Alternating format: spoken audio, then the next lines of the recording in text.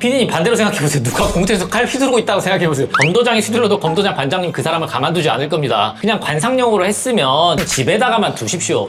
이 사건은 일단은 그 회장이라고 잡혀간 개새끼가 진짜 허세에 쩔어있다. 야 정신 차려라. 야, 너 술 마셔봤어? 너 와인 마셔봤어? 야, 너 리조트 한번 알아? 예를 들어서 옛날에 F4 한 것처럼 사실 F4가 아닌 이거는 진짜로. 어렸을 때 나이트클럽 형들이 쏘면은 야 저 형은 막 100만 원짜리 나이트클럽을 쏘는 형이야. 진짜 멋있어 보였거든요. 나이트클럽에서 만났어요 같이. 변호사님, 혹시 뉴스 기사 중에 은평구 일본도 살인 사건에 대해서 보신 적 있어요? 아 봤어요. 너무 끔찍한 사건이더라고요. 되게 가슴에 아팠던 사건이긴 하죠. 맞아요. 지금 보니까 그걸로 인해서 사람이 죽었잖아요. 가해자가 피해자에게 자신을 미행했다 막 이런 소리를 하던데 그게 진짜 통할까요? 글쎄 그건 일단 재판을 해봐야지 알겠지만 심신상실 또는 심신미약은 형벌 감경 사유는 맞긴 맞아요. 형법에 명확하게 규정이 돼 있고 실제로 판례에서도 그렇게 감경하는 사례들이 많이 있는데 그러려면 이 사람의 진짜 정신감정도 다시 한번 정확하게 수사 단계 진행이 돼야 될 것 같고요. 아무튼 따져볼 게 많습니다. 이 사건이 문제였던 점은 사실 엄청 엽기적인 사건이잖아요. 그렇게 그쵸. 일본도 80cm가 되는 거를 이게 지금 우리나라 임진왜란 그럴 때도 아니고 지금 21세기잖아요. 일단 문제가 어떻게 이런 거를 일반 사람이 이런 걸 소지할 수 있는 거 자체도 문제였던 것 같고 그렇죠. 키칼도 아니고 그러니까요. 사무라이 칼 같은 거를 어떻게 갖고 있는지 그것도 좀 문제라고 생각합니다. 그러니까 이렇게 그 마음대로 쉽게 이 총도검 이 부분에 대해서 허가를 받는 기준이 있는데 문제는 이거는 장착을 하는 거 그냥 소지하는 거는 허가를 받았다고 해요. 근데 언론을 통해서 보면 이런 사람한테 허가를 해준 것도 문제였다고 생각을 하고 문제는 이 사람이 사고를 칠 기미가 계속 있었어요. 뭐냐면 나를 누가 따라가고 있다, 이제 스토킹을 당하고 있다, 그 다음에 여러 번 난동을 피운 적이 있기 때문에 이 사람에 대해서는 이게 이런 도금을 소지하고 있는 사람이네? 라고 했었으면 이 부분에 대해서 최소한 이 허가 부분에 대해서 문제를 삼았어야 돼요. 이게 총 같은 경우는 갱신을 해요. 그래도 허가를 받으면 3년에 한 번씩 갱신을 하는데 이 도검은 한 번 허가를 받으면 갱신을 하지 않아요. 그게 문제인 거예요. 허가를 받았으면 이 사람이 어떻게 쓰고 있는지 이걸 왜 썼는지 그게 문제를 삼아야 되는데 누가 봐도 정치적으로 이상한 사람이거든요. 그쵸. 이 사람에 대해서 그냥 이런 도검이 소지를 하는 거 허가가 됐고 그 부분에 대해서 만약 갱신도 됐다면 그런 부분이 일초부터 가장 큰 문제였다고 생각합니다.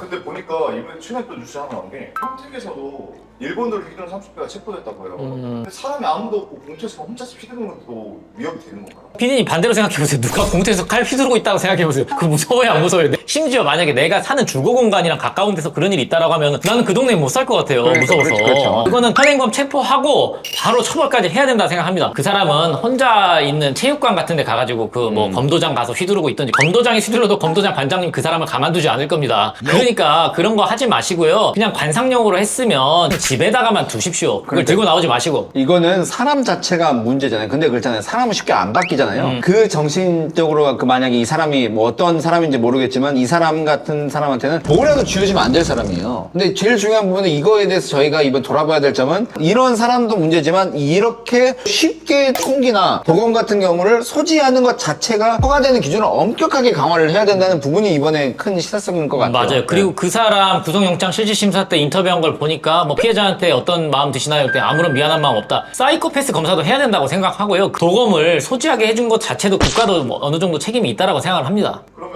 도검 가지고 있는데 폭행을 맞으면 제가 도검으로 대응을 해도 되는 건가요? 그렇게 만약에 폭행이 들어왔을 때 도검으로 할 수 있는 거는 그 게임밖에 없습니다. 그 인왕 1, 2 게임이 있는데 그거는 제가 일본도를 사용을 해요. 만약 현실에서 만약에 그렇게 된다면 당연히 바로 구속입니다. 그렇죠. 네. 그러니까 우리가 파리를 대포로 쏴서는 안 된다라는 법원이 있어요. 무슨 말이냐면, 그러니까 상대방이 주먹으로 때리는데 갑자기 일본도를 휘두르고 그러면 되겠어요? 안 되겠어요? 그건 과잉방위고 그렇게 하면은 정당방위가 안 돼요. 그 사람은 형사처벌 받아야 됩니다. 그럼 실제로 지금 이 가해자는 어떤 법에 적용을 받고 처벌을 받을 것 같습니까?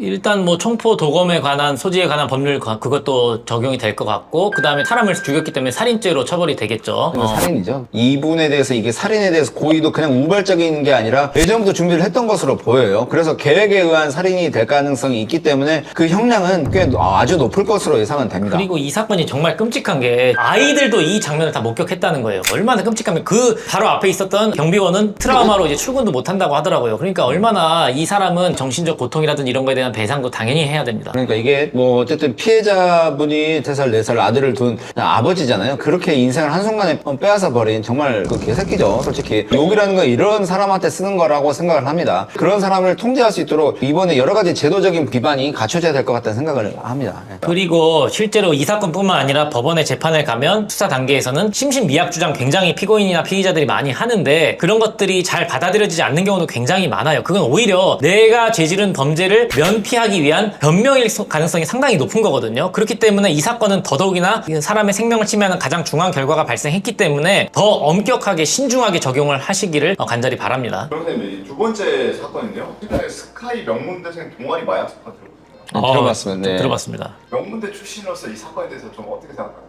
이 사건은 일단은 그 회장이라고 잡혀간 개새끼가 그 동아리 회장이 연대 출신이더라고요. 맞아요. 저도 봤어요. 출신 나간 새끼. 그런 사람이 대한민국 허세가 만들어낸 그 끝판왕이라고 생각을 해요. 맞아요. 저도 그렇게 생각해요. 완전 허세 속에 사는 사람들이 추악한 모습이라고 사실 생각을 합니다. 실제로 변호사님도 그거 우대사항이라고 해서 좀 읽어주시면 몇 개만. 지금 이 가입자 조건의 우대사항을 한번 읽어드려보면 진짜 기가 막힙니다. 첫 번째, 인플루언서, 유튜버, 공인, 연예인. 일단 그건 가입되시겠네요. 그러니까요. 저희는 해당되네요, 이게. 두 번째, 사진, 영상 촬영, 편집, 디자인 전공자 혹은 자신 있는 능력자. 세 번째, 인스타그램, 유튜브 등 콘텐츠 제작 및 SNS 운영에 자신이 있는 능력자. 저희인가요? 우리 설명을 계속 우리가 써놨어? 어떤 집단의 장으로서 역할 경험이 있는 리더십이 있는 능력자. 다섯 번째, 미친 듯이 압도적으로 웃기고 망해가는 그룹의 분위기를 혼자서도 띄울 수 있는 능력자. 5번은 그냥 저를 의미하는 것 같습니다. 6번, 사업 투자, 본인의 전문성으로 경제적 이윤 창출을 하고 있거나 경험이 있으신 능력자. 이거도 안 돼. 이거. 그렇죠. 그 강남 건물주인 그런 강호수 쓸데없는 소리 하지 마시고. 아니, 뭐 저는 지금 여기 가입 조건에 거의 다 해당이 되는 것 다 같아요. 해당이 되네요. 아니, 그럼 가입 해당되나? 대형 행사 기획 진행해보신 경험이 있으시거나 잘할 자신이 강력하게 있으신 능력자. 유튜브 강현박 변호사 구독자 10,000명 정도 되면 저희 가능하지 않겠어요? 저희가 지금 엄청난 행사를 준비하고 있어요. 여러분이 구독만 하면 가능합니다. 부탁드립니다. 제발 구독 좀 눌러주십시오. 어렵지 않습니다. 주류 협찬 혹은 각종 협찬을 기업 등으로부터 받아보신 경험이 있거나 받으실 수 있는 능력자. 주류 협찬은 언제든지 가능합니다. 협찬 좀 해주십시오. 어쨌든 저희가 지금 가입 조건, 우대 조건 다 해당이 되는 것 같은데요. 이거 PD님 어떻게 되는 겁니까? 아니 지금 두 분이 이게 조건이 다 되잖아요. 근데도 이런 후배들이 이런 글을 쓰는 거 보면서 어떻게 되죠?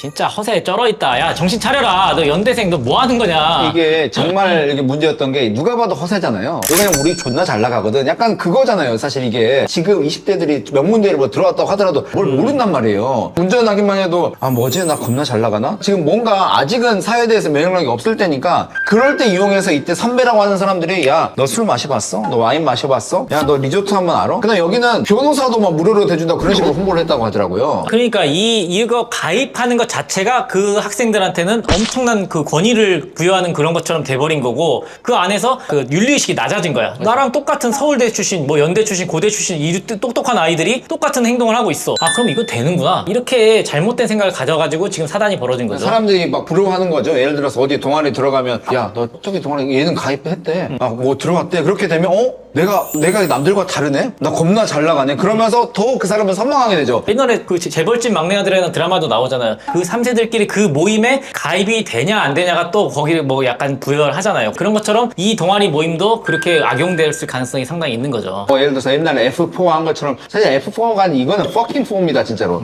이 사건도 알려진 경위가 신기해요. 이 사건 같은 경우는 그 연대 그 회장 있잖아요. 그 회장이 그 재판을 받고 있었어요. 자기 여자친구랑 마약을 하다가 차단이 난 거예요. 그래서 1심 재판을 받고 있었어요. 동아리는 전혀 모르고 있었어요. 경찰들이 재판을 하고 있는데 검사도 두 종류가 있잖아요. 수사검사가 있고 공판검사가 있거든요. 보통 공판검사는 수사에 관여를 하지 않거든요. 그냥 재판만 하는데 근데 그 공판검사가 계속 얘를 재판하는데 이상한 거예요. 이 계좌에 계속 이상한 돈들이 계속 들어오는 거예요. 그래서 물어본 거예요. 검사가 이 돈이 뭐냐? 아니 그냥 다들 술 먹어가지고 술 뽕바이 값으로 나한테 돈을 준 거다 하는데 그 금액이 너무 크고 점점 일정한 금액이 계속 들어오는 거야. 그래서 이제 파다 보니까 동아리를 통해서 마약을 완전 사업화를 시켜서 했다. 그게 알려진 거예요. 그러면서 얘들이 파보니까 뭐 텔레그램을 통해서 거의 10,000명 정도가 거의 가입돼 있는데 그 텔레그램 방이 어떻게 하면 마약 수사를 피하게 하는 법, 마약 수사를 통해서 어떻게 하면 그냥 처벌 안 받고 나오는 법, 다 채팅방을 위해서 다 나와 있고 그런 우리가 진짜 정말 드라마 같은 현실 있잖아요. 예전에 베테랑에서 나왔던 그 조태호가 연기 도저히 못하겠네요. 근데 그 완전 똑같이 이들이 완전 그 대학교에서 연합동아리라는 핑계로 케타민, 뭐 LSD, 뭐 예를 들어서 뭐 필로폰까지 대만은 당연하고 정말 엄청난 마약을 하면서 이거를 마약 같은 걸 주고받았고 어떻게 마약을 빠져나갈 수 있는 것도 텔레그램을 통해서 전부 공유하고 있는지가 이게 재판하다가 밝혀진 거라니까요. 그 공판 검사님한테 진짜 큰 상을 드려야겠네요. 그분이 이렇게 메인 눈을 가지고 보지 않았으면 이 사건은 묻힐 수도 있었어요. 그러니까요. 사실 그리고 어떻게 보면은 사회를 나중에 이끌어갈 지도층이 될 수도 있는 그 학생들이 마약이 광범위하게 퍼져 있다는 게 너무 놀라운 일이고 이제는 마약이 우리 주변에 누군가에게는 어디에든지 있을 수 있다라는 정말 무서운 사건입니다. 그 사람뿐만 아니라 거기서 회장이라고 하는 그 연대 출신과 또 그 대표적인 임원 걔들이 그 사람이 전과가 있었을 것 같아요, 없었을 것 같아요? 전과자였을 것 같은데요. 당연하죠. 전과도 그냥 여자도 아니고 17세, 18세 그 고등학생들을 성행위한 동영상도 그걸 야동처럼 만들어가지고 계속적으로 그 영상을 가지고 협박했던 놈들이에요. 참 조심해야 됩니다. 뭐 하는 거야? 그러니까 그런 사람들한테 그런 거예요. 점점 이제 충성도 높은 애들 있잖아요. 그래도 나름대로는 자기가 나중에 잘 나갈 것 같은 애들만 고른 거겠죠. 그런 애들은 봤을 때 이 사람은 겁나 멋있어 보일 거 아니에요. 근데 그런 사람이 예를 들어서 강호수 변호사님처럼 저 같은 사람이겠죠. 어쨌든 저 같은 사람이 그 권유를 하는 거죠. 그러니까 난 지금 딴 생각하다가 못 알아들었어. 저 같은 사람이 얘기를 하는 거예요. 호사가 너 우울하지? 이거 먹으면 야 오히려 너 머리가 안 들어갈 때가 많잖아. 아이 씨. 말까지도 하세요.